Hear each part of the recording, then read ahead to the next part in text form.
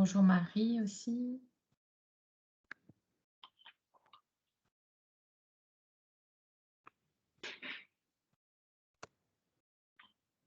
Pardon, bonjour, j'avais le micro désactivé. Bonjour François. Ça va, Cécile? Bonjour. Oui, ça va et toi? Ça va?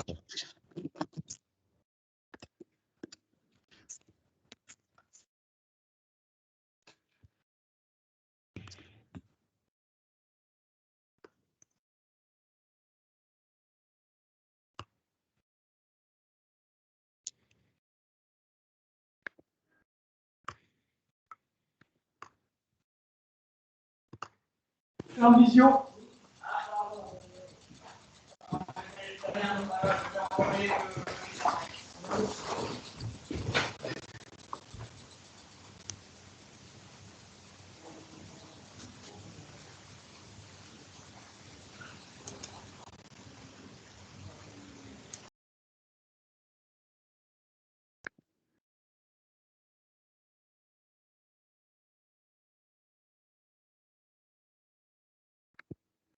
Du coup, Magali, pour la diffusion du webinaire, il faudra qu'on le fasse, nous, sur la chaîne plutôt ad hoc, dans un premier temps. Enfin, Oui.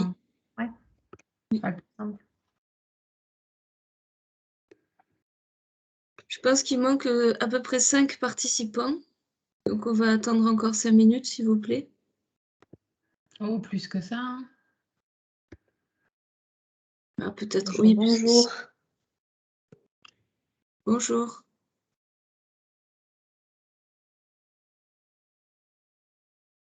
Je sais pas, quand je bouge, là, vous voyez, ça change ou pas? Alors, La présentation, oui. Non? On la voit toujours? Oui, on voit toujours la page de garde.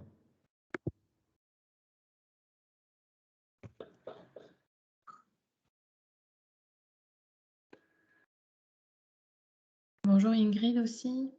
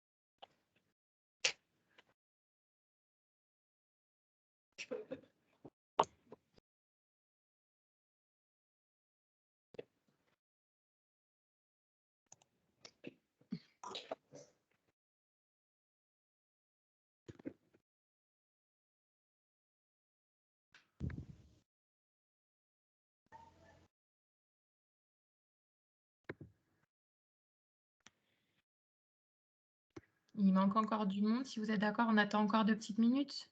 Oui. Ouais. Bon, après, moi, je pourrais toujours démarrer une petite intro rapide. Ça laissera le temps aux autres invités de se connecter.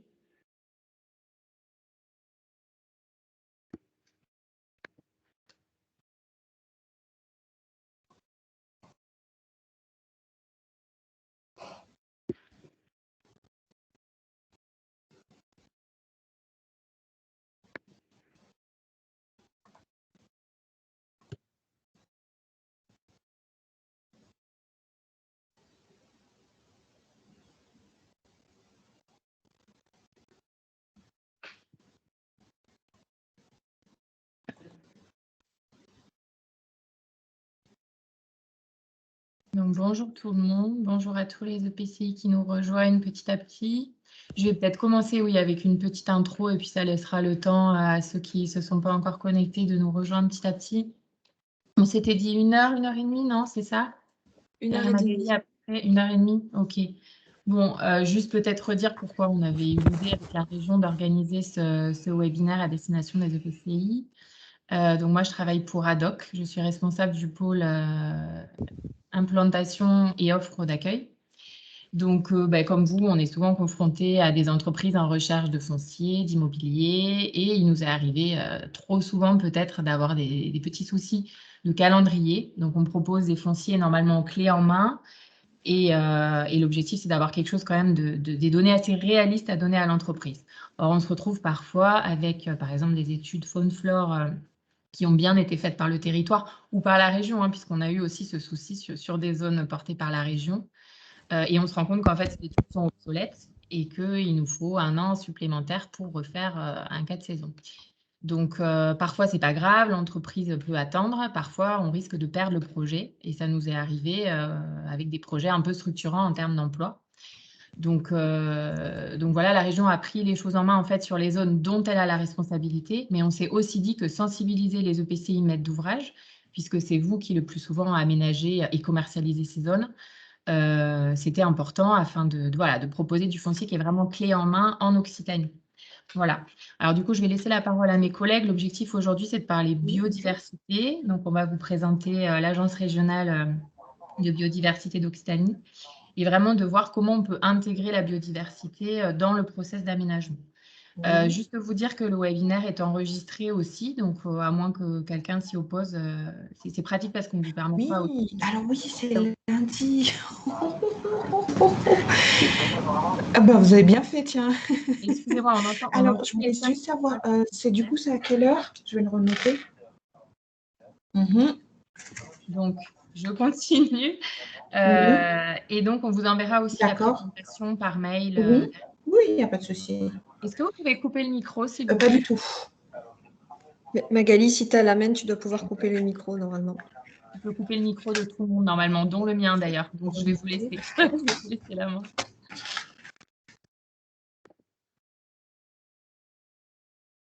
C'est bon. Alors, qui prend la main maintenant? C'est Pierre directement?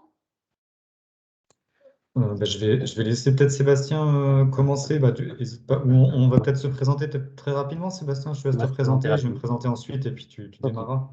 Très bien. Donc, Sébastien Guibert, je suis chargé de mission biodiversité et aménagement à la région Occitanie.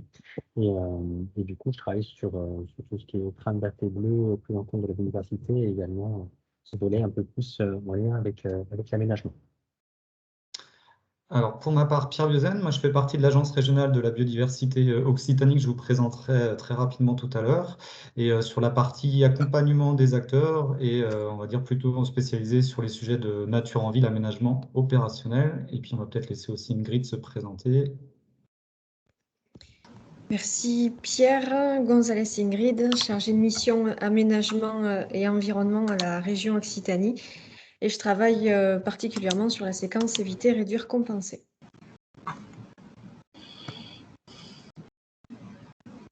Donc du coup, voilà, on l'a dit en intro, l'idée c'était aussi de voir un petit peu comment on peut prendre en compte la biodiversité lorsqu'on a un projet d'aménagement et notamment un projet de développement économique. J'ai juste il y a une fois qui doit pas être coupée. Voilà le déroulé de la réunion. On va faire un premier état des lieux un petit peu de ce qu'est finalement la biodiversité, de comment elle se porte en Occitanie. On va vous présenter, comme dit Pierre, nos deux structures, donc à la fois la région et les objectifs de la région en termes d'action. Et ensuite, Pierre va présenter l'ARB. Et puis, on aura une autre temps d'échange ensuite sur tout ce qui est plutôt de cas concrets, la prise en compte de la réglementation, comment on intègre concrètement la biodiversité. Et puis, faire des focus donc, sur deux parties en fait qui s'appellent le pré-diag écologique et le diagnostic écologique, sachant que les autres parties sont traitées dans les autres modulaires. Et puis enfin, une grille présentera aussi le PERCO. Peut-être Sébastien, de temps en temps on t'entend de manière un peu hachée, si tu peux peut-être au niveau de ton micro rapprocher un peu. Merci, désolé. Là c'est mieux? Ça a l'air un peu mieux. Alors c'est parce que je crois qu'il y a des micro-parasites qui sont ouverts. Micros, ouais. Ouais. À chaque fois, ça si c'est possible, Magali, de désactiver les micros des participants pour laisser Sébastien s'exprimer.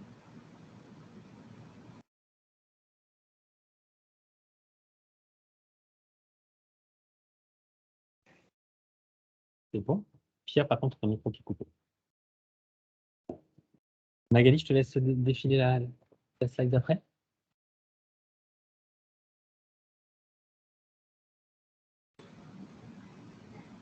Hop, alors comme je vous l'ai dit, l'idée aussi c'est un petit peu de se dire c'est quoi la biodiversité, quel est le contexte général, où est-ce qu'on en est au niveau de l'Occitanie.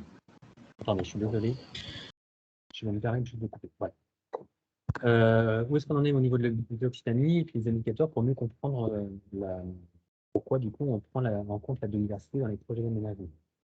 Donc sur la première partie, du coup, pourquoi prendre en compte la biodiversité dans un projet? Tu peux passer, Magali.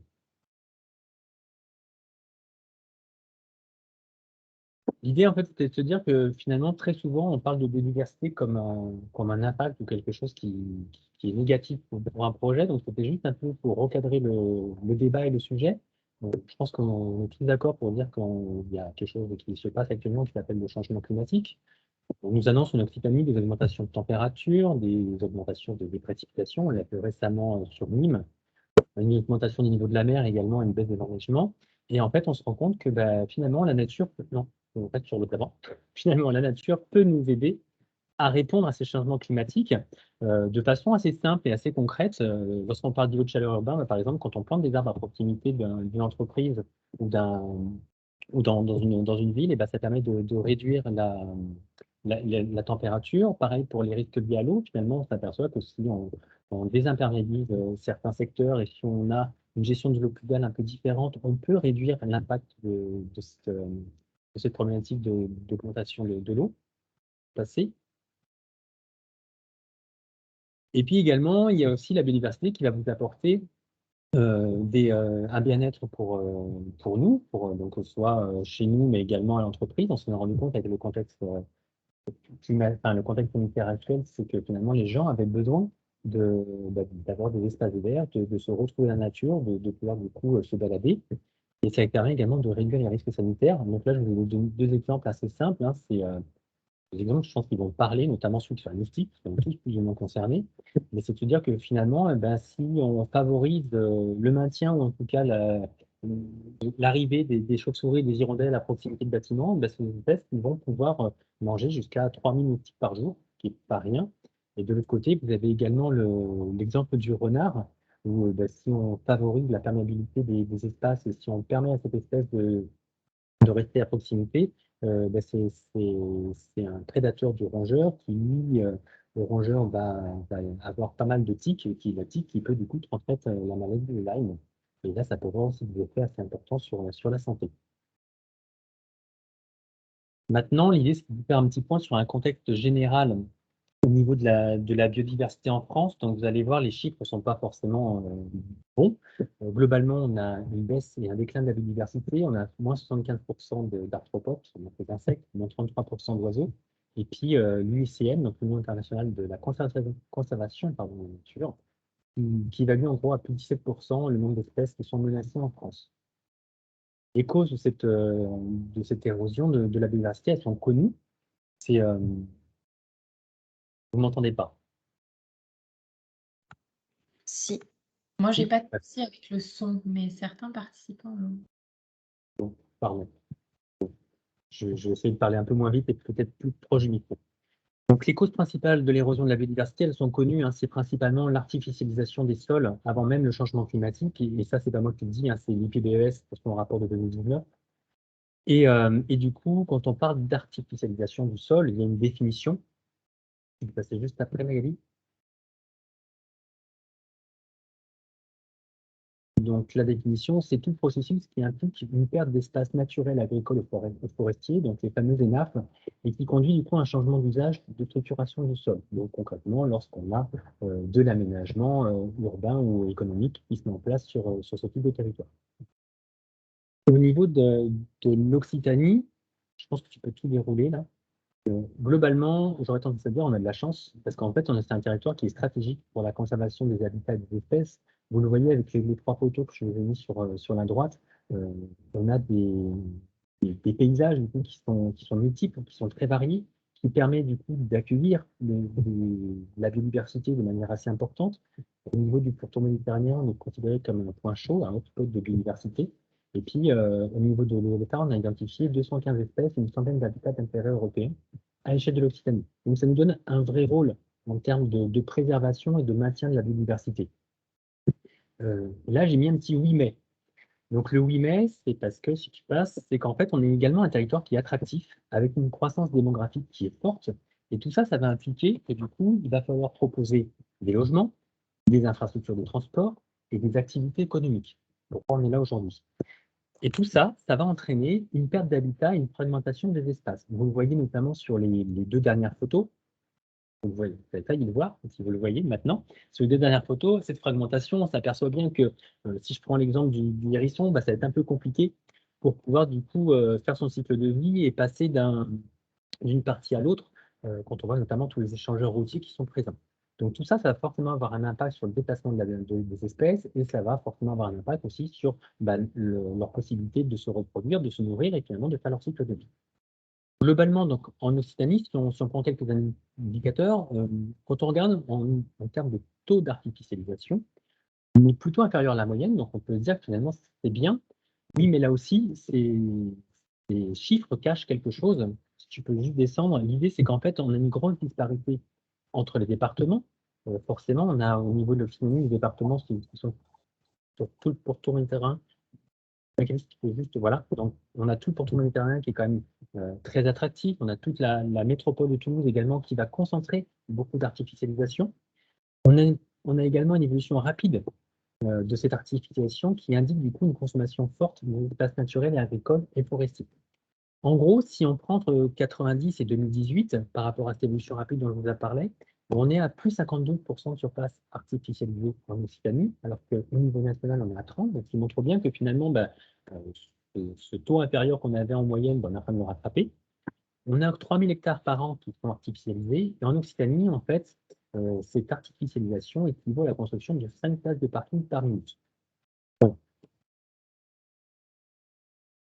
Donc ça, c'était pour un petit peu vous présenter le pourquoi du comment il fallait préserver la biodiversité, quel était l'état de cette biodiversité à l'échelle nationale et régionale. Et maintenant, on va vous montrer un petit peu la mobilisation au niveau de la région Occitanie et également au niveau de l'ARB. Au niveau de la région, on a plusieurs outils politiques. Hein. On a le pacte vert avec 300 mesures, 10 leviers d'action et 5 leviers. Avec l'objectif, c'est bien de concilier écologie et économie. On a le projet de Stradette avec Occitanie 2040, où là, on a 3 objectifs généraux aussi qui sont affichés. Et l'idée, c'est bien de développer un nouveau modèle de développement économique. On a la SRB, donc la stratégie régionale pour la biodiversité, qui nous fixe comme objectif un 0 perte nette de biodiversité en 2040. On a 6 objectifs principaux. Là, je vous en ai mis 4 parce que c'est ceux qui nous concernent aujourd'hui. Mais globalement, voilà, au niveau de la région, pour nous, ce qu'on souhaite, c'est 2 objectifs principaux. C'est le ZAN, donc le zéro artificialisation nette, pardon, et le 0 perte nette de biodiversité. Et tout ça, ça implique, réussir à mettre en œuvre ça implique une meilleure prise en compte de la biodiversité en amont des projets, et notamment des projets économiques. Pierre, je te laisse aller. Merci Sébastien. Du coup, moi, je vais prendre le relais et donc faire le lien notamment avec la stratégie régionale de la biodiversité, puisque nous, ARB, donc Agence régionale de la biodiversité Occitanie, nous sommes une structure, on va dire, plutôt jeune, puisqu'on a à peu près un peu plus de 3 ans maintenant d'existence. On a été créé en septembre 2019. En lien avec la loi de biodiversité 2016 qui a permis la création de ce type d'agence. On a plusieurs actuellement en région et cette agence a été créée par l'Office français de la biodiversité qui s'appelait anciennement Agence française pour la biodiversité et la région Occitanie et nous sommes notamment Pierre, je t'entends plus. Vous m'entendez pas? Oui, vous m'entendez? Oui, c'est bon. Ok, alors je ne sais pas où est-ce que ça a coupé, mais du coup, donc voilà, c'était pour dire que nous avons été créés par l'Office français de la biodiversité et la région Occitanie, notamment pour mettre en œuvre la stratégie régionale de la biodiversité. Par rapport donc, à l'organisation de la structure, nous sommes un établissement public de coopération environnementale, donc une structure vraiment partenariale, organisé autour d'un conseil d'administration qui compte à peu près une trentaine de membres et un comité d'orientation qui regroupe à peu près 70 structures. D'un point de vue plus interne, on a aujourd'hui 10 agents qui sont répartis également sur Toulouse, donc 5 agents à Toulouse et 5 agents à Montpellier. Et on a donc 3 cadres d'action. Donc sur la diapositive suivante. Le premier, donc, ce que nous, on va appeler pilier. Donc dans le pilier 1, pilier 2, pilier 3. Le pilier 1 sera vraiment tout ce qui a trait à la valorisation de la connaissance et de la mobilisation citoyenne. Sur tout ce qui est aspect de connaissance, c'est notamment d'avoir des indicateurs et des chiffres d'état des lieux de la biodiversité en Occitanie. Donc c'est ce que vous a présenté Sébastien préalablement. La mise en réseau des acteurs, donc ça, c'est plutôt sur le pilier 2 à destination des gestionnaires d'espaces naturels. Donc là, on est vraiment sur des outils de veille et de rencontre. Et le pilier 3, dans lequel finalement on intervient aujourd'hui, sur l'accompagnement des porteurs de projets, on a plusieurs éléments qu'on apporte. À la fois donc, des outils pour autonomiser les acteurs. Je peux vous citer par exemple actuellement, donc, on a accompagné la région là, pour le développement de cartographie de pollution lumineuse et de trame noire et l'accompagnement de leur développement dans le futur. Ça peut être aussi, on est en cours sur la création de palettes végétales à l'échelle Occitanie, ou encore des études sur l'intégration de la biodiversité dans les SCOT et PLUI. Donc ça, c'est pour donner un aperçu de ce qu'on peut faire. Le développement des compétences, donc là, c'est essentiellement des formations à destination notamment des élus, pour voilà, tout simplement les former, les informer sur l'intégration de la biodiversité dans le cadre de leur exercice d'élu. L'appui au conseil et le conseil aux porteurs de projet, bah, c'est clairement ce que nous faisons ce matin, et après on a d'autres dispositifs, et aussi la contribution à la démarche régionale, éviter, réduire, compenser. Donc voilà pour notre activité de manière synthétique. Alors on va entrer maintenant dans le vif du sujet, et forcément vous parlez biodiversité et zone d'activité, ce qui vous concerne. Alors, avant de vraiment aller dans la méthode et les conseils par rapport à la prise en compte de la biodiversité, on voulait passer par un rappel aussi de la réglementation, et notamment donc 3 réglementations, espèces protégées, Natura 2000 et évaluation environnementale. Il y a d'autres éléments et d'autres réglementations qui vont porter sur la biodiversité, mais on va dire que c'est les principales. Alors déjà, vous indiquez que finalement, cette réglementation, la prise en compte de la biodiversité et notamment enfin, sa protection et la réglementation sur les espèces protégées ne date pas d'hier, puisque ça fait maintenant 45 ans qu'il y a une loi en 76 relative à la protection de la nature, qui a notamment mis en avant le projet, enfin voilà, tout ce qui est études d'impact, j'imagine que vous connaissez bien, et notamment la création de listes d'espèces protégées. Donc ça, il faut quand même se dire que finalement, on parle beaucoup d'environnement, on dit souvent que la réglementation est récente, mais ce n'est pas le cas puisqu'elle a quand même maintenant 45 ans. Et ce qu'il faut savoir, c'est que, alors je vais plutôt aller sur 3 dates, donc là tu peux peut-être passer Magali, normalement il y a une petite animation. Voilà, donc ça c'est 76, vous vous rappelez cet élément. Et finalement, entre 76 et on va dire 2012, il y a eu des choses qui se sont passées, mais notamment en 2012, il y a eu, on va dire, un avant et un après, puisqu'il y a eu la sortie de la doctrine de la séquence éviter, réduire, compenser, qui a notamment précisé ce qu'on entendait par mesure de suppression, réduction et de compensation des impacts en 1976. Et ce qu'il faut avoir aussi en tête en termes opérationnels vis-à-vis des projets que vous portez, c'est qu'entre 76, on va dire 2012, les projets qui étaient soumis à cette séquence et à études d'impact, et notamment donc intégration de la biodiversité dans les projets, on était plutôt sur des projets d'envergure nationaux, la création de ports, d'autoroutes, donc vraiment des infrastructures d'échelle nationale. Et à partir de 2012, l'entonnoir, on va dire, s'est resserré plutôt sur des projets voilà, du coup d'aménagement, donc était avec une application de la séquence qui était beaucoup plus englobante. Et normalement, si ça continue comme ça, on imagine qu'au fur et à mesure, la réglementation va se porter sur des projets de plus en plus petite échelle, on va dire, peut-être demain à l'échelle des bâtiments. Et ensuite, en 2016, donc, la loi biodiversité, donc, qui est forcément plus récente, mais c'est une loi, a notamment réinscrit le respect de la séquence ERC dans la loi, et surtout l'objectif d'absence de perte nette de biodiversité, ce qui n'est pas négligeable, puisque ça veut dire qu'au moment des études d'impact et pour tous vos projets, il faudra viser l'absence de perte nette de biodiversité, donc non seulement le viser, mais aussi le prouver. Voilà. Alors, maintenant, on va passer donc aux 2 réglementations principales. La première, c'est sur ce qui est la réglementation espèces protégées, qu'il faut bien avoir en tête. Alors déjà, vous avez sur votre droite l'ensemble des espèces protégées, alors territoire métropolitain et outre-mer, hein, les deux confondus. On peut se rendre compte que notamment sur les amphibiens, les oiseaux, les reptiles et les mammifères, finalement, la grande majorité des espèces en France sont protégées. Donc, elles sont soumises à cette réglementation de l'article L411-1 du Code de l'environnement, qui nous dit, via des listes qui sont fixées par arrêté ministériel, qu'il est interdit de détruire, de modifier ou de dégrader les habitats naturels des espèces, de détruire ou d'enlever les œufs ou les nids des animaux de ces espèces, de mutiler ces animaux, de les tuer ou de les capturer, ou encore de perturber intentionnellement ces animaux. Je ne vous fais pas toute la liste, mais sur en tout cas, les 4 premiers points, c'est ce qui vous concernera le plus dès lors que vous pouvez aménager des zones d'activité. Donc ça, c'est sur les espèces protégées. Et par rapport notamment au site Natura 2000, il faut aussi bien avoir en tête que ce n'est pas parce que votre zone d'aménagement n'est pas directement implantée sur un site Natura 2000 qu'il ne faut pas prouver, donc la loi vous demande de prouver que le projet que vous allez porter n'impacte pas un site Natura 2000 qui soit à proximité ou plus éloigné du projet que vous allez mener. Donc ça, vous devez toujours justifier de ces deux éléments, espèces protégées et site Natura 2000, dès lors que vous faites un projet. Alors, par rapport à ça, il y a quelque chose qu'il faut bien retenir, parce que dans la pratique, c'est pas forcément, enfin, peu de gens l'ont en tête, c'est que, comme vous le voyez, on n'a aucune notion de surface ou de taille. C'est-à-dire qu'un projet qui fait même moins de 1 hectare ou qui pourrait même faire 100 mètres carrés, si demain vous avez une espèce protégée ou alors que cette espèce a une incidence sur un site Natura 2000, vous devez, vous, en tant que maître d'ouvrage, apporter la preuve que vous mettez en place des mesures d'évitement, de réduction ou de compensation par rapport à cette espèce. Donc, on n'a aucune limite de taille par rapport au projet pour, en tout cas, ces deux réglementations.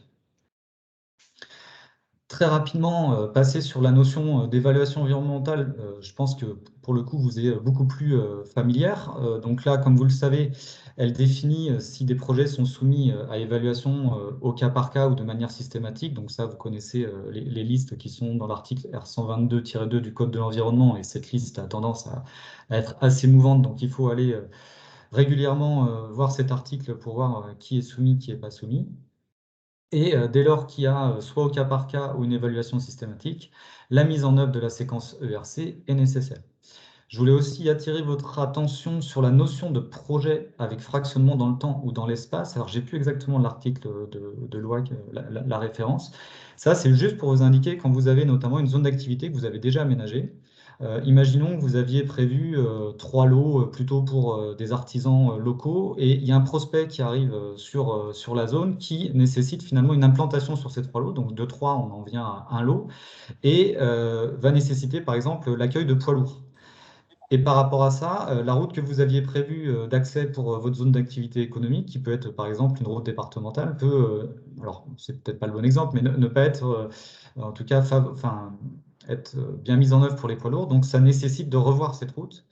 Et auquel cas, il faudra réaliser une étude d'impact, ce qu'on appelle en comaîtrise d'ouvrage. Donc là, pour cet exemple fictif, avec le département, plus vous en tant que communauté de communes ou d'agglomération, puisque on considère que c'est un même projet, même si la route se fait après l'aménagement des lots ou un peu avant. Voilà, donc ça, c'est une notion à bien avoir en tête. Et du coup, pour vous dire aussi que par rapport à la théorie et la pratique, du coup, on considère que la législation espèces protégées Natura 2000, même si je vous ai dit qu'il n'y avait pas de limite de taille, aujourd'hui, en tout cas, les services instructeurs les appliquent plus pour les projets soumis à évaluation environnementale. Mais ce qu'il faut bien savoir, c'est que si demain, on va dire, un tiers n'est pas forcément d'accord avec l'aménagement de votre zone, il peut vous attaquer s'il y a la présence d'espèces protégées ou incidence sur un site Natura 2000. Donc voilà pour la réglementation. Alors peut-être à ce stade, si vous avez des questions, avant qu'on passe à la suite, peut-être.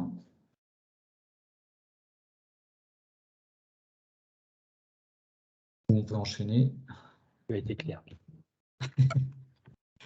S'il n'y a pas de questions, dans ce cas, on enchaîne. Alors, du coup, la question est maintenant de savoir, par rapport à votre sujet de dérisquer le foncier, comment finalement on intègre au mieux la biodiversité dans une opération d'aménagement, qu'elle soit neuve ou finalement en cours d'aménagement, enfin, ou en cours de vente des lots. Donc, on va aller, on va dire, sur le premier cas, qui va être la création d'une zone d'activité économique. Donc, par rapport à ce webinaire, nous, on va ensuite dérouler avec Sébastien plutôt la partie qui va être sur la notion de connaître, puisque si on ne connaît pas ce qu'on a sur place en termes de biodiversité, forcément, on ne pourra pas prévoir les bonnes mesures ensuite et les bons aménagements. Ensuite, il y aura forcément une autre séquence sur comment on évalue, comment on s'adapte et comment on modifie le projet par rapport à cette connaissance. Et ensuite, alors ça concerne plutôt la phase travaux et suivi de travaux, comment on valide, on vérifie les mesures et comment on les met en œuvre en phase chantier. Rapidement, je vais vous balayer les différentes phases avant qu'on aille par la suite sur le pré-diagnostic et le diagnostic. Donc, ce qu'il faut savoir, c'est que très en amont, il faut réaliser des pré-diagnostics écologiques par un bureau d'études naturaliste et à minimum sur 2 sites, puisque ça vous permettra notamment de justifier l'absence de solutions alternatives de moindre impact qui vous est demandée dans la loi si demain vous êtes attaqué en contention, en tout cas sur le projet, sur le côté code de l'environnement.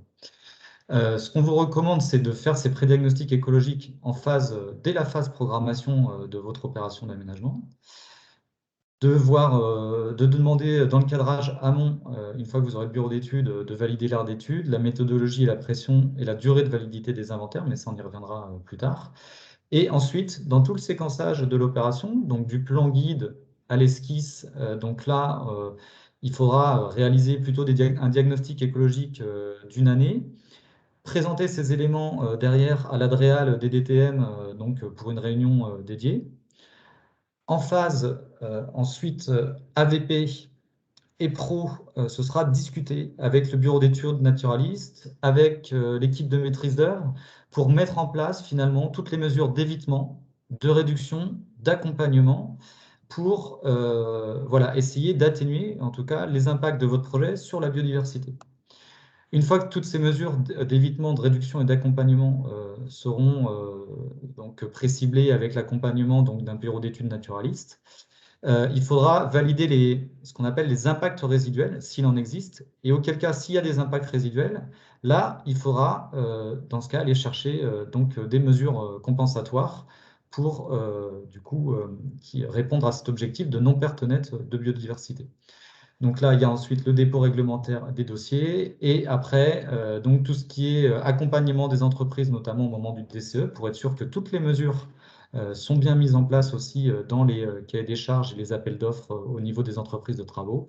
Et ce qu'on recommande, bien entendu, c'est qu'il y ait un suivi de chantier par un écologue ensuite pour que la boucle soit bouclée. Mais bon, ça, ces éléments, on les verra dans d'autres webinaires. Et donc, pour aujourd'hui, on va plutôt s'attarder sur la phase de connaissance. Alors ça, c'est quand vous créez une zone d'activité. Alors, j'imagine pour certains d'entre vous, ce qui vous concerne plus, c'est que vos zones d'activité, elles sont déjà en place. Les lots sont peut-être pas aujourd'hui tous vendus. Et donc, il y a une note ministérielle qui est sortie l'année dernière à destination notamment des DREAL et des services instructeurs qui dit 2 choses. C'est que, en gros, alors, on va voir la conclusion, mais elle incite plutôt les maîtres d'ouvrage publics, porteurs des zones d'activité économique, de mettre à jour les inventaires écologiques qu'ils ont pu faire sur ces zones. Ce qu'il faut savoir, c'est que dans cette note, alors là, Magali, si tu peux peut-être juste avancer une petite animation. N'hésite pas à tout dérouler, ce sera plus simple. Dans cette note, elle dit que finalement, les inventaires, notamment naturalistes, ont une durée de vie de 3 ans. Donc, tous les 3 ans, potentiellement, il faut réaliser des inventaires pour remettre à jour la donnée et voir s'il n'y a pas de nouvelles espèces et potentiellement des espèces protégées qui sont implantées sur le site. Donc, finalement, il y a 2 cas de figure par rapport à ça. Soit vous avez votre zone est aménagée, il vous reste des lots à vendre, et là, donc, du coup, vous avez un prospect qui arrive. La solution qui était plutôt le cas actuellement, mais ce n'était pas forcément celle qu'on vous recommande, c'est que, en gros, c'est le porteur de projet, le prospect, qui va donc réaliser tous les inventaires et donc déposer une potentielle demande d'autorisation environnementale, voire même un dossier de dérogation d'espèces protégées, si cet inventaire du coup, constate qu'il y a des espèces protégées sur le site. Donc, ça peut quand même refroidir quelque peu l'arrivée de ce prospect.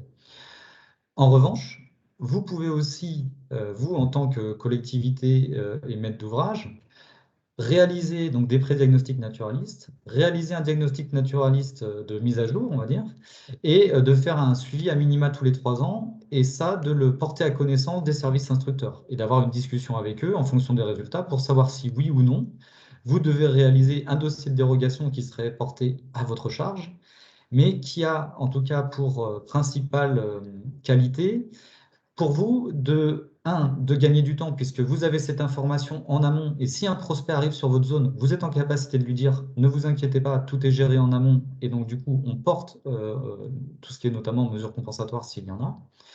Ça permet de diminuer forcément les risques juridiques, puisque vous avez une connaissance anticipée des risques, et aussi de maîtriser les coûts, et notamment les coûts auxquels vous allez vendre le lot, puisque comme ça, vous pouvez intégrer notamment ces études complémentaires dans le coût de la vente, en tout cas des mètres carrés du lot, et aussi, s'il y a des mesures compensatoires, de les intégrer dans ces coûts, plutôt que ce soit à la charge du prospect et que lui découvre des coûts qui peuvent parfois être importants et décide in fine d'aller s'installer ailleurs que sur votre site. Donc, vous l'avez bien compris, on privilégie plutôt le cas numéro 2, et c'est tout aussi la logique de cette note ministérielle, donc plutôt de porter une mise à jour, on va dire, des études sur votre zone. Est-ce qu'il y a des questions là aussi à ce stade, puisque là on arrive quasiment à un peu plus de la moitié. Est-ce que vous avez des questions sur ces différentes présentations? Pierre, je n'ai pas relevé de questions, hein, je te le dirai si jamais. D'accord. C'est bien de les questionner, de leur demander. Mais... Est-ce que tout est clair par rapport à ce K1, K2? Je ne sais pas si vous êtes plutôt dans le K1 ou 2 d'ailleurs, si vous avez déjà eu ce type de problématique. Peut-être aussi que les micros sont coupés, je ne sais pas si les gens peuvent... Normalement, ils ont la main.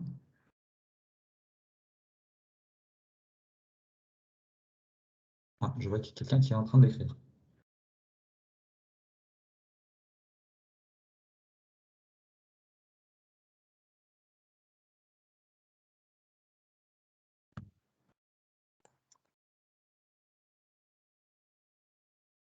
D'accord. Donc, ce que je vois, c'est qu'il y a les deux cas.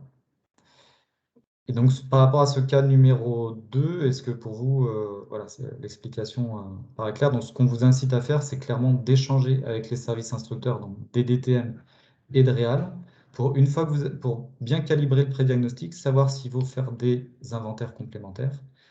Et donc, du coup, voir avec eux la marche à suivre en termes de portée à connaissance. Est-ce que c'est un simple SERFA s'il y a des espèces protégées ou un dossier de dérogation?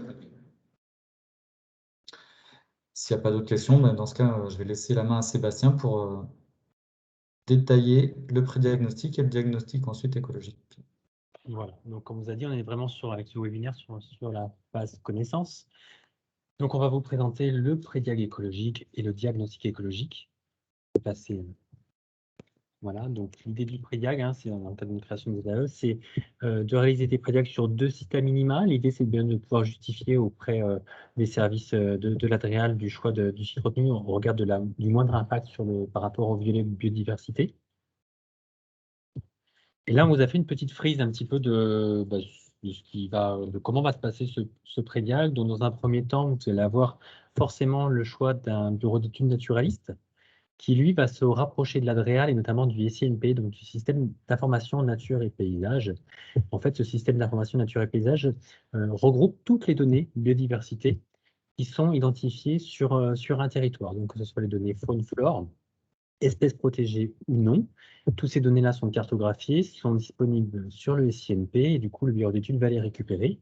À partir de là, il va pouvoir faire son analyse bibliographique, son analyse cartographique, et il va également prendre des contacts avec les acteurs locaux, donc principalement, normalement, des associations environnementales, pour du coup confirmer ou non ce qu'il a pu trouver sur le CNP, sachant que la problématique du CNP, hein, bien sûr, c'est que c'est des données qui sont pas forcément, qui peuvent ne pas être récentes, et le CNP, c'est pas non plus, on peut avoir des données qui sont pas totales. Voilà. À partir de là, donc dès qu'il a fait ses premières analyses et ses prises de contact, il va faire des inventaires terrain. En principe, on est dans le cadre d'un pré-diag, hein, donc l'idée, c'est d'aller quand même assez vite. Donc on a un passage par site, peu importe la saison. Et ce passage par site, il va permettre d'identifier la faune, flore, les habitats et les connectivités. Donc connectivité, quand on parle de là, c'est en lien avec les trames vertes, bleues et noires que les espèces peuvent emprunter pour faire leur déplacement. Et l'idée, on est bien là aussi, je le redis bien, c'est sur un passage sur site, peu importe la saison. L'idée, c'est de se dire que potentiellement, est-ce que le site peut convenir à telle ou telle espèce, même si on n'est pas dans les bonnes conditions favorables. Sébastien, peux-tu Oui. rappeler ce que sont les trames, les différentes trames, s'il te plaît? Alors là, en fait, c'est simple. Donc, dans le cadre de la région, on a mis en place le schéma régional de cohérence écologique qui identifie des trames, donc vertes, bleues et noires. Dans ces trames, il y a des réservoirs qui sont très souvent des espaces qui sont déjà protégés et qui bénéficient déjà d'une réglementation de protection à l'échelle soit européenne, soit française. Donc, par exemple, les sites Natura 2000, etc., sont souvent en réservoir. Et ensuite, on a des corridors. Donc, en fait, c'est des passages. L'idée de la trame, c'est que tout simplement, en France, on sait gérer des espaces comme Natura 2000 et autres et protéger ces espèces dans ces espaces-là. Mais la problématique, c'est aussi de pouvoir permettre à ces espèces de se déplacer, que ce soit pour faire ce que je disais tout à l'heure, en fait, leur cycle de vie, donc se reproduire, se nourrir, etc. Mais également éviter d'avoir génétiquement, d'avoir des populations qui s'amoindrissent, qui peuvent du coup avoir trop de consanguinité et qui vont finalement ne pas perdurer dans le temps.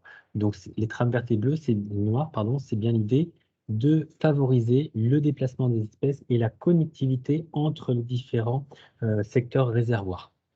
Voilà. Et la trame noire, c'est une trame qui est assez récente maintenant. Pierre vous a dit tout à l'heure qu'on avait engagé un travail au niveau de la région sur cette problématique-là. Mais l'idée, c'est très simple, c'est qu'en fait, la pollution lumineuse des villes, notamment, a un impact sur la biodiversité qui va soit être attirée par cette lumière-là, et là, on a une problématique du fait que l'espèce va rester autour, enfin, on l'a tous vu, hein, les fameux petits nuages d'insectes autour de cette lumière, qui restent là, qui du coup ne font pas leur cycle de vie, ne se nourrissent pas et finissent par mourir soit d'épuisement, soit ils sont carrément brûlés par la lumière, ou à l'inverse, il y a d'autres espèces qui ne vont pas s'approcher de ces lumières-là, et pour le coup, là, elles perdent des espaces où elles peuvent potentiellement aller chasser, aller se reproduire, ou tout simplement trouver des espaces pour nidifier. Donc c'est un peu ça l'idée de la trame noire, c'est vraiment d'identifier les secteurs où il n'y a pas de pollution lumineuse et où du coup les espèces peuvent faire leur cycle de vie, sachant qu'au niveau des espèces nocturnes, je vais peut-être dire une bêtise, Pierre, il y a combien déjà? C'est plus de 30%, c'est ça? Un tiers des espèces qui sont nocturnes? Oui, qui font leur cycle de vie. Alors, je crois une grande majorité qui font leur cycle de vie de nuit, mais ce qu'il faut savoir, c'est que finalement, toute espèce a besoin d'une alternance jour-nuit. Donc, de fait, s'il y a de la lumière artificielle, cette alternance est altérée. Voilà. À partir de là, donc, une fois qu'il a fait ses inventaires terrain, le bureau d'études va pouvoir faire une analyse des enjeux écologiques des sites, donc comme on a dit, il fallait au minimum au moins 2 sites, au regard des espèces, au regard aussi des fonctionnalités des milieux, donc là encore c'est trames vertes et bleues, et au regard également de la présence de zones humides. Et suite à ça, il va vous faire un rapport, une proposition pour les futurs inventaires, donc l'analyse des enjeux dans le retour qu'il va vous faire, et également des propositions futures pour les inventaires. Il va identifier l'aire d'étude, donc dans le cadre du diagnostic qui va venir par la suite, une fois que le site est choisi. Il va vous identifier également la méthodologie d'inventaire, notamment lorsqu'on a des espèces qui bénéficient d'un programme national d'action, d'un PNA. Il va vous identifier également la pression d'inventaire. Il va vous dire, là, concrètement, en termes d'amphibiens, on sait qu'on est sur un secteur où potentiellement on a beaucoup de ces espèces-là. Et donc, on vous propose de faire X passages de nuit dans telle période, donc entre mars et avril, par exemple, parce que ça paraît important. Et il va également vous identifier la durée de validité de vos inventaires. Et l'idée aussi, c'est aussi ça, cette proposition-là qui va être faite sur le site qui est retenu, c'est aussi de pouvoir le discuter avec les instructeurs de l'Adrial pour valider tout ça, pour engager la procédure diagnostique écologique qui arrive par la suite. Au niveau de la région, on a aussi un moyen de vous accompagner qui va pas tarder à arriver, parce que du coup, c'est un outil qu'on va certainement engager d'ici à la fin de l'année, c'est bien sûr, ce qui s'appelle Bioccitanie. Donc, Bioccitanie, c'est quoi? C'est un outil cartographique qu'on va mettre à disposition de tout le monde, mais principalement voilà, des chargés de mission et des élus, qui identifie, qui récupère en fait toute la base de données SINP, donc du système d'information nature et paysage de l'Adrial, qui récupère aussi toutes les données de trames vertes et bleues et noires, qui récupère tous les espaces qui bénéficient d'un état de protection, donc Natura 2000, Ramsar, etc. Et en fait, ça vous donne une première vision de ce que votre projet pourrait avoir comme impact au regard de la biodiversité. Donc, cet outil cartographique va vous permettre de dessiner les contours de votre projet sur cette carte-là et va vous donner les premiers résultats potentiellement de ce qu'il y a en termes de présence d'espèces et d'habitats. Ça ne remplace en aucun cas le choix du bureau d'études et le travail ensuite de terrain du bureau d'études. Par contre, ça peut vous permettre d'avoir une première idée, en fait, tout simplement, de ce que vous risquez, ou en tout cas de ce qu'il y a en termes de présence d'espèces. Et ça peut également vous donner la possibilité d'être force de proposition auprès du bureau d'études. En disant attention, parce que là, vous nous parlez de ces espèces-là, mais dans Bioccitanie, on a vu qu'on avait également ces espèces qui étaient identifiées. Qu'en est-il? Voilà. Ça vous permet du coup d'être un peu plus dans le partage d'informations avec le bureau d'études. En conclusion, et un petit peu, on synthétise tout ça et tout ce que je viens de vous dire, c'est donc bien choix d'un bureau d'études naturaliste avec des experts qui sont bien identifiés par taxon, donc oiseaux, insectes, etc. Il faut également que ce bureau d'études dispose d'un sigiste et d'un cartographe. On demande un passage de terrain, alors par 2 personnes, c'est tout par 2 compétences. L'idée, c'est une seule personne peut avoir les 2 compétences, mais l'idée, c'est qu'il faut bien une compétence plutôt généraliste, faune et fonctionnalité des milieux, et une compétence flore et habitat. Ça, c'est essentiel parce que du coup, sans ça, vous n'aurez pas la vision globale de la richesse en termes de biodiversité du secteur que vous souhaitez identifier. Le temps total estimé, c'est 4 à 6 jours. On est bien dans le cadre d'un pré-diagnostic. L'idée, c'est de ne pas être exhaustif, c'est d'aller au plus vite et de pouvoir identifier très rapidement si tel ou tel site, enfin tout simplement entre 2 sites, lequel va être le plus favorable pour votre projet, c'est-à-dire celui qui va avoir le moins d'impact sur la biodiversité. Le coût estimatif, donc là, c'est donné à titre indicatif, mais c'est entre 3 et 4 000 € hors taxe. Et on a une durée maximum d'1 mois et demi pour le rendu du document final. Voilà. Je te laisse la main, Pierre. Oui, alors je vois qu'on a une question par rapport à la période du prédiagnostic. Donc, Comme je l'ai dit. vas-y. Non, mais du coup, voilà, un peu comme je le dis, c'est que du coup, ce prédiagnostic, c'est vraiment une première étape, ça donne une première idée. Donc, il n'y a pas de période précise à retenir. Dès lors que vous avez les 2 sites qui sont identifiés, vous avez besoin de savoir lequel vous allez choisir. Vous allez faire intervenir ce bureau d'études qui va vous donner une première estimation au regard des données SINP, au regard aussi des inventaires terrain.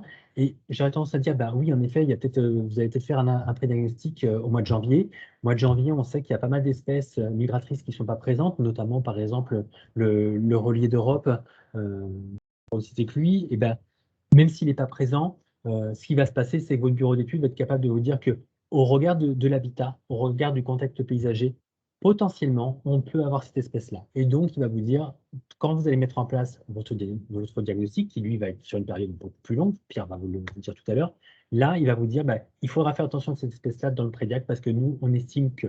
Et peut-être qu'aussi, au regard des données SINP, le SINP aura déjà identifié qu'il y avait 5 reliers d'Europe en reproduction les 3 années d'avant. Et donc, forcément, là, oui, il y a des grosses chances que le relier d'Europe soit encore présent. Donc, on va pouvoir passer au diagnostic, mais comme vous l'avez compris, finalement, la règle d'or de tout ça, c'est d'anticiper au maximum votre projet pour potentiellement choisir aussi la période dans l'année pour faire ce diagnostic. Voilà, plus vous anticipez, forcément mieux c'est, et plus vous avez de liberté pour réaliser ces prédiagnostics. L'idée, donc du coup, une fois qu'on a fait le prédiagnostic, c'est bien évidemment, une fois que vous avez choisi votre site, donc là, vous analysez au minimum 2 sites en faisant un prédiagnostic écologique. Vous sélectionnez, on l'espère, celui où il y a le moins d'enjeux sur la biodiversité. Et donc, la fin du prédiagnostic, nous, ce qu'on conseille, c'est qu'il y ait vraiment un cadrage amont avec les services de l'ADREAL et de la DDTM qui va définir la future aire d'étude du diagnostic écologique. Alors, aire, il peut y en avoir plusieurs. L'aire d'étude ne sera pas la même pour les oiseaux, par exemple, que pour les mammifères. Il va aussi, ce prédiagnostic, conclure sur quelle méthodologie d'inventaire on souhaite mettre en place. Sébastien l'a dit par rapport à différents protocoles, mais aussi sur les périodes, à quelle période chaque taxon devra être du coup analysé, à partir de quand on ira sur site. Le prédiagnostic devra aussi conclure sur ce qu'on appelle, nous, la pression d'inventaire, donc c'est le nombre de jours passés sur le terrain, et devra aussi indiquer quelle serait la durée de validité de ces futurs inventaires. Donc là, c'est un peu de teasing et on va passer du coup au diagnostic écologique pour savoir exactement de quoi on parle. Alors, par rapport à ça, forcément, vous devez être accompagné d'un bureau d'études naturaliste. On vous conseille fortement de prendre le même que celui que vous avez du coup sollicité pour faire le prédiagnostic écologique. Par rapport à ça, sur le site de l'ARB, on n'a pas encore d'annuaire, enfin on a un annuaire mais qui n'est pas encore vraiment mis à jour. Je vous conseille pour l'instant d'aller notamment sur, alors il y a des annuaires de bureaux d'études écologiques sur le site de l'AFI, de l'UPGE notamment, qui vous permet de retrouver les bureaux d'études écologiques qui peuvent répondre à ce besoin et c'est classé par grande région, donc vous retrouverez les bureaux d'études qui sont présents en Occitanie notamment. Alors voilà, donc déjà le choix d'un bureau d'études naturaliste, ce qui est très très important, c'est que ce bureau d'études naturaliste doit comporter au sein de son équipe des spécialistes par groupe taxonomique. Ce qu'on vous conseille, c'est qu'il n'y ait pas forcément une personne qui soit spécialisée sur, je ne sais pas, moi, les insectes, les mammifères, les oiseaux. Non, c'est vraiment une personne spécialisée sur les insectes, une personne spécialisée sur les oiseaux. Enfin voilà, et ça, on vous encourage quand même à aller vers des bureaux d'études naturalistes avec des spécialistes par groupe taxonomique. Ensuite, les inventaires de terrain. Donc là où on va reprendre cette logique d'anticipation, c'est que ça dure un an. Il faut faire ça sur un cycle annuel, une année complète. Vous allez le comprendre pourquoi, puisque toutes les espèces ne sont pas remarquables au même moment de la saison. Donc, il faudra bien avoir ça en tête. Alors, comment ça se passe, ce diagnostic? Donc, on a, on va dire, plutôt deux éléments. Le premier, c'est de faire une cartographie des habitats. Là, c'est d'identifier la mosaïque d'habitats présents sur votre site d'aménagement. Donc nous, ce qu'on vous conseille, c'est mis entre parenthèses, c'est d'avoir un niveau 3 et d'utiliser les codes ENIS. C'est un peu du jargon pour les bureaux d'études naturalistes, mais quand vous leur demanderez ça dans les cahiers des charges, ils comprendront tout à fait de quoi vous parlez. Et aussi, parce que ça, on le voit très rarement, et c'est un vrai problème sur les projets d'aménagement, c'est l'identification de zones humides qui se font sur deux éléments. Déjà, en fonction des habitats, puisque certains habitats sont clairement classés comme humides. Et pour ceux qui ne sont pas classés comme humides, du coup, le bureau d'études naturalistes va voir s'il y a de la flore indicatrice de zone humide. Donc, le botaniste qui va passer va regarder s'il y a de la flore indicatrice. Et donc, s'il y a de la flore indicatrice, du coup, délimiter la zone qui est considérée comme humide. Et pour les zones où il n'y a pas de flore indicatrice, vous devrez réaliser en plus des tests pédologiques à la tarière avec une analyse du sol pour définir si ces sols sont humides ou non. À quoi sert du coup cette analyse des zones humides? Tout simplement à répondre au code de l'environnement sur tout ce qui est rubrique IOTA, donc lié à la loi sur l'eau. Et la rubrique de mémoire, c'est 3.3.10 sur du coup l'assèchement de zones humides, ou à partir de 1000 m² d'assèchement de zone humide, du coup vous pouvez être soumis à déclaration au titre de la loi sur l'eau, et je crois que le seuil est à 1 hectare pour l'autorisation. Donc ça, c'est vraiment quelque chose à prendre en compte, puisque maintenant la police de l'environnement est beaucoup plus vigilante sur ces éléments-là, et on peut dire que ce n'était pas forcément dans les habitudes, en tout cas qu'on a constaté nous des aménageurs. Donc ça, c'est pour la cartographie des habitats et des zones humides. Maintenant, on va parler des espèces. Donc là, il va falloir, donc le bureau d'études va cartographier donc ce qu'on disait par groupe taxonomique. Donc les espèces en les localisant par le biais de points GPS. Ils vont aussi dessiner les habitats d'espèces qui sont liés aux espèces qui ont été contactées sur le site. Et il devra réaliser aussi une analyse de ce qu'on appelle les micro-corridors, donc la fameuse trame verte et donc ces corridors entre les réservoirs dont vous a parlé Sébastien, mais de bien les localiser à l'échelle du projet de votre zone d'aménagement pour savoir quelles sont les zones de passage par groupe taxonomique sur le terrain que vous souhaitez aménager ou mettre à la vente. Donc voilà les tests pédagogiques. Alors ensuite, une fois que donc, cet état des lieux est dressé par le bureau d'études, il devra réaliser ce qu'on appelle une qualification des enjeux. Donc, ça se caractérise généralement par une carte de synthèse générale de l'ensemble des taxons. Alors, il faut une carte des enjeux par groupe taxonomique et une carte de synthèse qui vous permet de savoir sur votre site, en englobant tous les groupes taxonomiques, quels sont les principaux enjeux et donc, de fait, les zones qu'il faudra absolument notamment éviter pour impacter le minimum d'espèces. Et ce qu'on vous conseille aussi, c'est que suite à cette étude et en conclusion, que le bureau d'études puisse du coup vous transmettre un avis sur la potentielle, sur la nécessité de réaliser un dossier de défrichement, un dossier d'incidence Natura 2000, comme on a parlé sur la réglementation, puisqu'il n'y a pas de logique de taille, donc savoir si vous aménagez le site en question, est-ce que potentiellement il peut avoir un impact sur un ou plusieurs sites Natura 2000 qui soient situés à proximité ou non de votre projet. Et le bureau d'études aussi peut, en fonction de la carte des enjeux globaux, commencer à vous dire si demain il y a aménagement sur cette zone, potentiellement est-ce qu'il faudra un dossier de dérogation pour destruction d'espèces protégées et commencer à anticiper les mesures, on va dire, de réduction d'accompagnement et peut-être envisager de dire que si vous allez sur certains secteurs, il sera très difficile en tout cas de trouver des mesures de réduction qui limitent l'ensemble des impacts. Voilà pour le diagnostic. À titre informatif, on vous a mis là une diapo qui présente les périodes de réalisation des inventaires en fonction donc, des taxons. Alors oui, effectivement, donc les taxons, c'est la flore, amphibiens, chauves-souris, autres mammifères, insectes, etc. Pour vous donner un exemple, alors c'est un tableau qui est générique. On va prendre un exemple local, par exemple dans le Gard. On sait qu'en février, on a par exemple des orchidées qui s'expriment tout début, mi-février. Donc, potentiellement, en fonction du site, en tout cas, ces périodes peuvent changer, mais ça, c'est tout le but au moment du prédiagnostic et de l'échange avec l'ADREAL des DTM, de bien fixer les dates de prospection en fonction du site de votre projet. Voilà, donc pour les dates, donc là, vous le voyez en plus grand. Donc là, on constate notamment que, alors forcément, hein, les périodes printemps-été est la période la plus favorable pour faire des inventaires, mais il ne faut pas oublier aussi les périodes plus hivernales où on va avoir des espèces en hivernage, notamment les chauves-souris et les oiseaux. Et donc, il est quand même nécessaire d'aller sur le site pour constater s'il y a la présence de ces espèces en hivernage ou hibernation. D'où la nécessité de réaliser ça sur un an complet. Donc, je vais un peu me répéter. Donc, la même chose que pour le prédiagnostic. Donc, avoir un bureau d'études naturaliste avec l'ensemble des compétences et avec des experts identifiés sur chaque groupe taxonomique. La présence dans l'équipe, puisque comme vous le voyez, le résultat, ce sera toujours des cartographies. Et plus elles sont jolies, bien faites, plus l'information sera compréhensible pour vous. Et demain, pour le grand public, si votre projet est soumis à évaluation environnementale et à étude d'impact.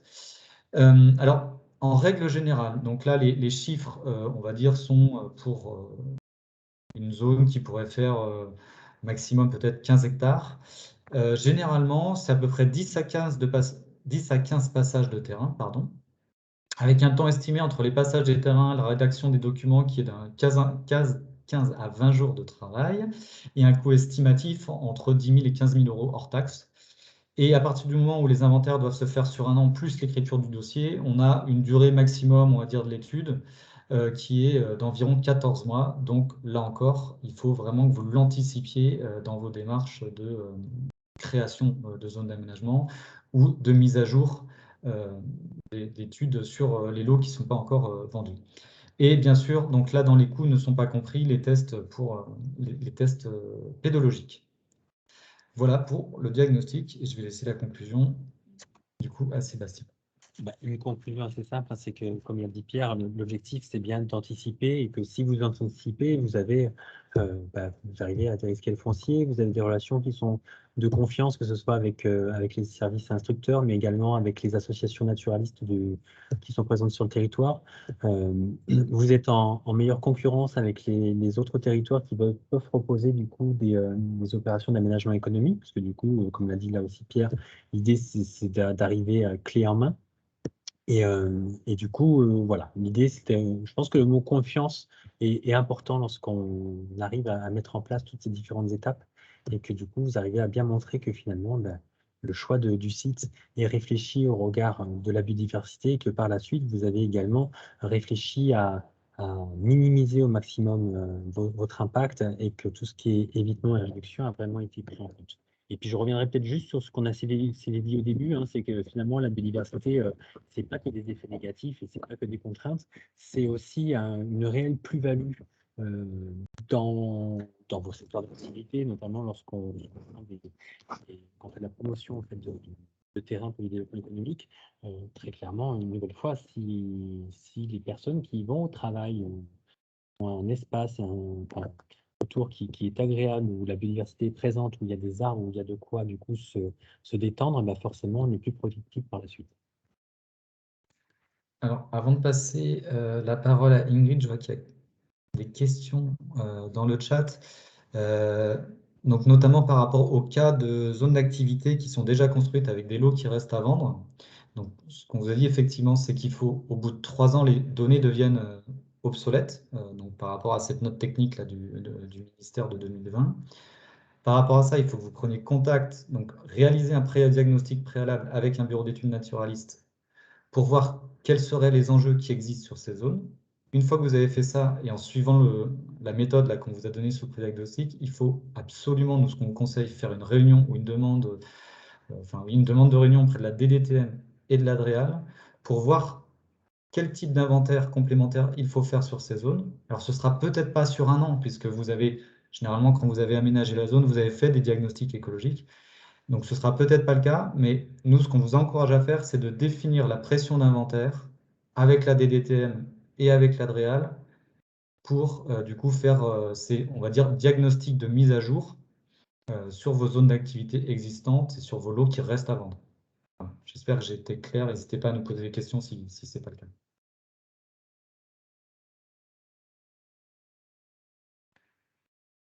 On laisse la parole à Ingrid, du coup. J'attendais un petit peu parce que les gens sont en train d'écrire.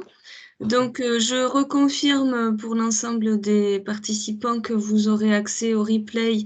Et Cécile va nous confirmer, je pense que ce sera sur la plateforme ad hoc. Le document, le diaporama sera également à votre disposition. Il fait quand même 16 mégas, ce qui explique peut-être les problèmes de connexion de certains pour avoir l'image et le son dans de bonnes conditions. Je suis désolée, mais tout sera visible en replay d'ici quelques jours. Oui, il n'y a pas de souci. Alors, quelques jours, c'était juste ça que je voulais dire. Il faut juste nous laisser un peu le temps, peut-être, de le mettre en ligne. Mais tout le monde aura un lien vers la chaîne YouTube Adoc, ce qui permettra de ne pas avoir à télécharger quoi que ce soit. Et ce sera dispo, je pense, d'ici fin de semaine prochaine, ainsi que la présentation. Voilà. Et surtout, il ne faut pas oublier que vos interlocuteurs d'aujourd'hui restent évidemment à votre disposition pour toute question complémentaire a posteriori, sans problème. Donc, vous aurez les contacts en fin de diaporama ou en vous adressant à Cécile Munier. Voilà.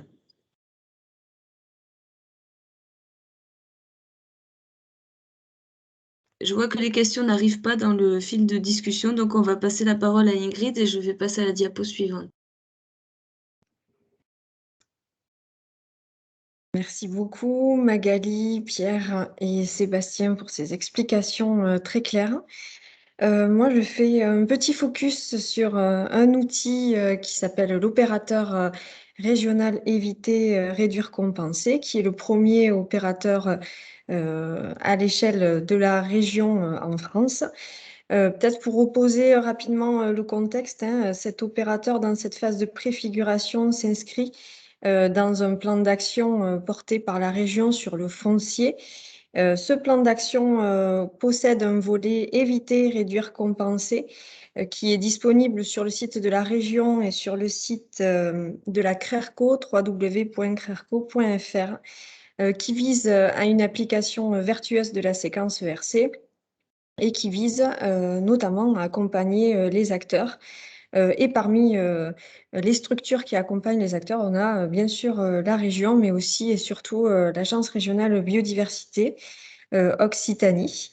Donc cet opérateur ERC est porté par l'ARAC, l'Agence régionale aménagement construction. Donc, comme l'a justement rappelé Magali, vous aurez les contacts de Madame Hortense Lebeau, qui est chargée de mission à l'ARAC sur cette question d'opérateur, dont j'excuse aujourd'hui son absence. Elle aurait bien aimé être parmi vous pour vous expliquer dans le détail ce qu'est l'opérateur ERC. Mais si vous avez des questions, si vous souhaitez aller plus loin, n'hésitez pas, vous pourrez la contacter bien sûr. Donc, pour aller un petit peu plus dans le détail, cet outil opérationnel vise à concilier finalement l'aménagement du territoire et la préservation de l'environnement et bien sûr des terres agricoles qui, comme l'a été justement expliqué, sont impactées par les projets. Cet opérateur permet également de promouvoir l'évitement et la réduction des impacts des projets sur l'environnement et l'activité agricole. Et bien sûr, on l'a rappelé tout au long de ce webinaire, l'anticipation des problématiques, et notamment des problématiques de compensation environnementale. Et cet opérateur vise également à fédérer les acteurs de la compensation environnementale. Je vous l'ai dit, il y a eu un an de phase de préfiguration et de concertation qui a mobilisé différents acteurs, bien sûr, l'agence ARAC, Aménagement et Construction, l'ARB, mais également l'EPF Occitanie, la SAFER et la Caisse des dépôts. Et maintenant, finalement, le rôle de l'opérateur, ce sera d'accompagner les maîtres d'ouvrage, qu'ils soient publics ou privés, dans la mise en œuvre de mesures de compensation environnementale liées au projet d'aménagement et de construction pour tout type de maîtres d'ouvrage, qu'ils soient publics ou privés, pour des projets vertueux en matière d'évitement, de réduction et des impacts sur l'environnement et aussi sur l'activité agricole. Et il aura pour rôle de fédérer, de piloter et de jouer finalement ce rôle d'ensemblier auprès des maîtres d'ouvrage sur la mise en œuvre de la séquence ERC et bien sûr de mesures de compensation. Il proposera également une offre de services également très complète aux différents maîtres d'ouvrage, comme c'est écrit sur la maîtrise du foncier, que ce soit pour l'acquisition, la mise à disposition et le conventionnement, la réalisation des travaux écologiques, la mise en place d'un plan de gestion sur des mesures sur les 30 ans, le suivi écologique et l'évaluation sur l'efficacité des mesures. Et Pierre l'a justement rappelé, le lien avec les services de l'État et donc le reporting auprès des services de l'État. Et sur le moyen terme, la séquence ERC vise la non-perte nette de biodiversité.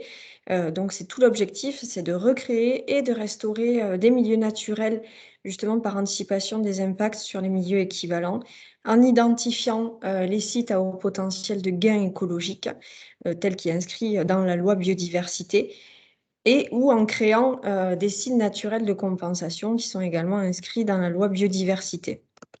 Rapidement, en termes de calendrier, on est dans une phase de préfiguration qui s'est tout juste terminée, avec les concertations, l'identification des différents besoins, une analyse juridique, une phase d'expérimentation qui débute avec une gouvernance qui est en train d'être stabilisée, d'être posée, avec le choix d'opérations pilotes, avec des tests de différents modes de partenariat. Donc, c'est vraiment un outil qui est en train de se stabiliser, qui doit évoluer et qui doit s'adapter en fonction de l'évolution des différents outils. Et après, on rentrera dans la phase de déploiement, donc à partir de 2023. Voilà pour une présentation assez synthétique de l'opérateur ERC. Je profite de garder la parole pour remercier bien sûr l'ARAC, l'ARB et ADOC pour ce webinaire et bien évidemment mes collègues de la région.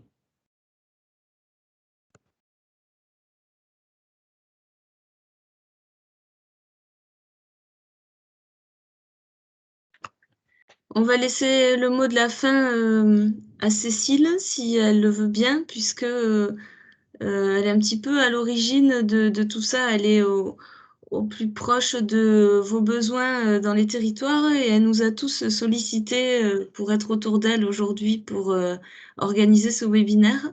Donc, on espère avoir répondu à une partie de la commande puisque vous l'avez compris, les projets d'aménagement sont longs. Il y a différentes étapes. Donc là, on a commencé par les pré-diag et diag et on reste à votre disposition pour toute précision complémentaire. Merci Magali, merci tout le monde. Non, moi, je voulais juste donc rappeler ce qui a déjà été dit, c'est qu'on va vous envoyer ce replay et accompagné d'un petit questionnaire aussi de satisfaction. C'est ce qu'on fait en général après ce type d'événement. C'est important que vous y répondiez. Ça prend 2-3 minutes, mais ça nous permet de savoir un petit peu si le format et le contenu correspondaient à vos attentes. Et on vous demande aussi s'il y a d'autres thématiques que vous souhaiteriez voir abordées un peu sur le même format par la suite.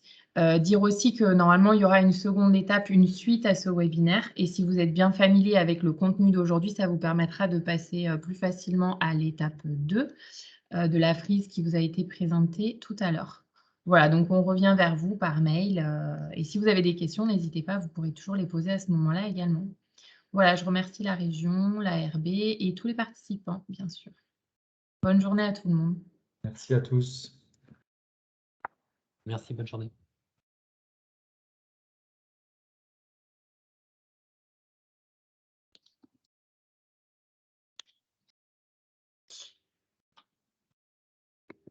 Hop, c'est bon.